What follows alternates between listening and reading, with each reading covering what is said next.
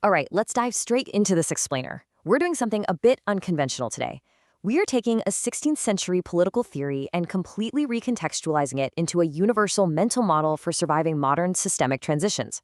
Because honestly, whether you're trying to manage a massive corporate restructure, migrating a legacy tech stack, or just surviving an industry where the old rules suddenly don't apply anymore, the underlying mechanics of success and failure, they are exactly the same. But before we dig into those mechanics, we really have to ask a question that feels, well, kind of counterintuitive. Why is partial change actually more dangerous than total destruction? Think about that for a second. Why do hybrid systems, whether we're talking about a corporate merger awkwardly trying to mash two company cultures together or a tech platform migrating halfway to the cloud, why do they almost always fail and usually in spectacular fashion? To answer that, we're actually going to look at Niccolo Machiavelli. He defined this exact scenario in The Prince as a mixed principality. Historically speaking, this is an existing state that expanded through conquest or annexation, where the old institutions are left partially intact right alongside the new ruler. But if you strip away the 16th century context, a mixed principality is literally just a hybrid system. It's a setup that forces old, deeply familiar loyalty structures to coexist with new, totally untested authority structures. And as we're going to see, that specific combo creates massive system-breaking friction. Let's move to Section 1, the danger of half measures. So this actually uncovers a pretty hidden truth about how we process disruption. People don't inherently hate change. I mean, we adapt to new apps, new phones, new workflows all the time, right? What we actually hate is the cognitive dissonance of overlapping, half-changed systems. You're trying to operate in this new world, but the ghosts of the old world are literally still walking the halls, CCing you on emails. When a system is only partially replaced, it creates a massive structural contradiction. And this perfectly illustrates what we call the identity split effect. Just look at the stark contrast here. Over on one side, you've got the old loyalty structures. They're comfortable, they're still kicking, and they hold a massive amount of informal authority. Then on the other side, you have the new authority structures. They feel intrusive, nobody really trusts them yet, but they hold all the formal authority.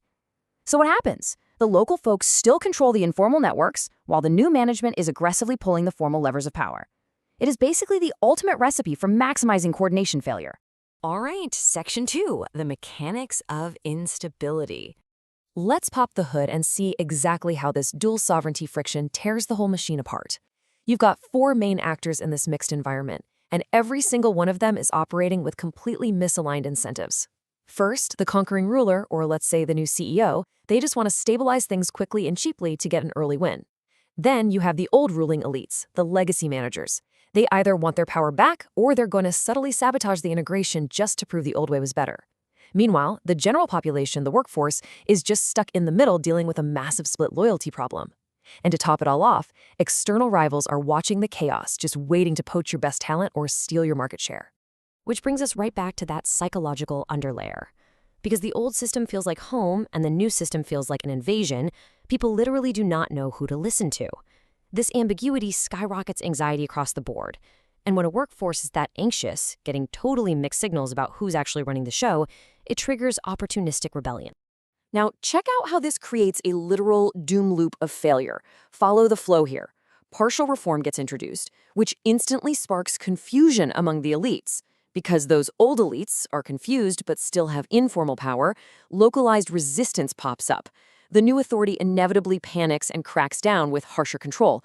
But since they aren't fully established yet, that harshness just breeds exponential resentment, which destabilizes things further until the whole system completely shatters. Okay, moving to Section 3, how to survive the transition. So knowing that instability absolutely spikes when old and new systems overlap, how do you actually survive this phase without everything breaking? I want you to burn this number into your brain. 0. That is the exact amount of time you can afford to leave authority ambiguous. In a mixed principality, or honestly any hybrid transition, time is your absolute most critical variable. A prolonged ambiguity phase isn't just tricky, it's a death sentence. To stop the collapse, the new management has to force rapid consolidation.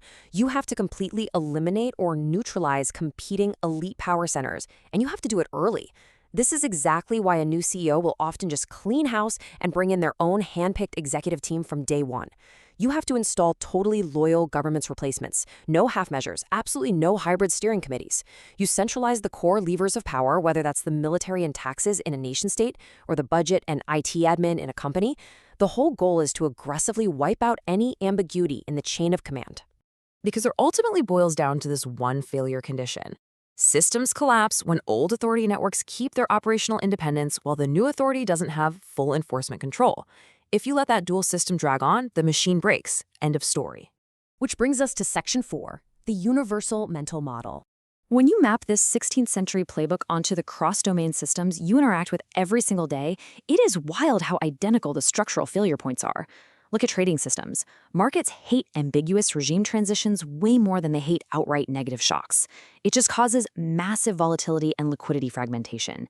In cybersecurity, migrating halfway to the cloud while keeping legacy servers on life support, you're basically asking for misaligned permissions and shadow access paths.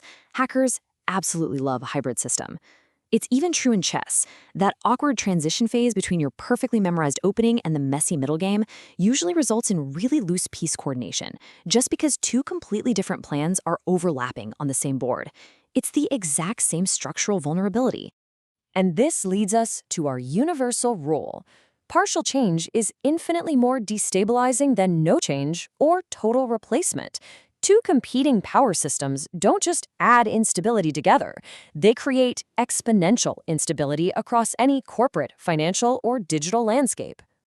Finally, Section 5, Machiavelli's modern blind spots. Now, to really master this mental model, we have to serve up a quick critique sandwich. We need to look at where this historically brilliant analysis actually falls short today.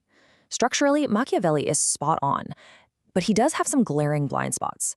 First off, he assumes the conqueror actually has rational coordination ability. Anyone who's survived a messy corporate merger knows that is very often a fantasy. But more importantly, he completely ignores modern nationalism and identity. Today, identity resistance is often way stronger than just institutional friction. His hidden assumption is that you get stability purely through elite institutional control, and he drastically underestimates how modern belief systems, propaganda, and mass ideological cohesion can totally override sheer force. We also have to watch out for survivorship bias here. History is written by the victors. We naturally spend all our time analyzing the successful conquests, the rare times when ruthless consolidation actually worked. But we completely ignore the vast majority of historical cases where hybrid regimes just quietly collapsed under their own weight. So I'll leave you with this final provocative thought to ponder.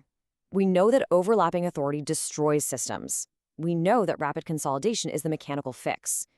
But in our hyper-connected, incredibly narrative-driven world today, does true stability actually come from controlling the institutions or controlling the belief systems?